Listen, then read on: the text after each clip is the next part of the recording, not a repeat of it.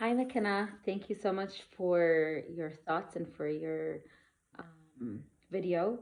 You had some great points, and I agree with you on many of them. And some of them started me thinking on the purpose that we have in the world as Christians, and as Christian, especially as Christian counselors.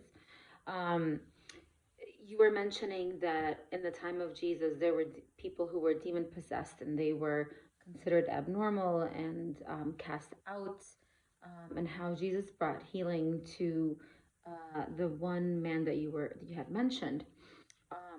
When looking at the Bible, at the time of the Bible, we can see that anyone who did anything differently was considered abnormal.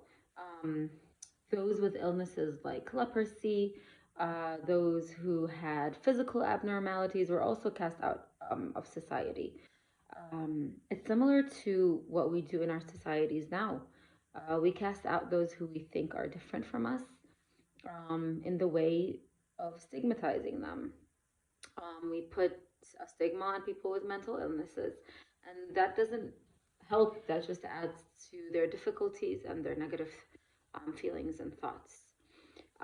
I would also like to add that Jesus came to, of course, save us from our sins, and he started doing that on his time on earth.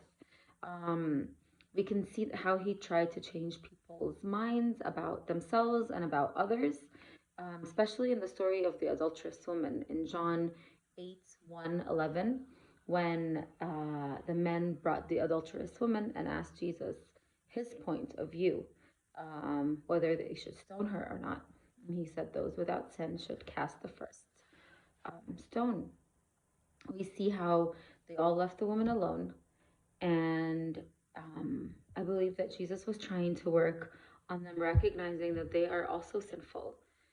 And they weren't just looking at her in a different way, but they were looking at themselves in a different way as well.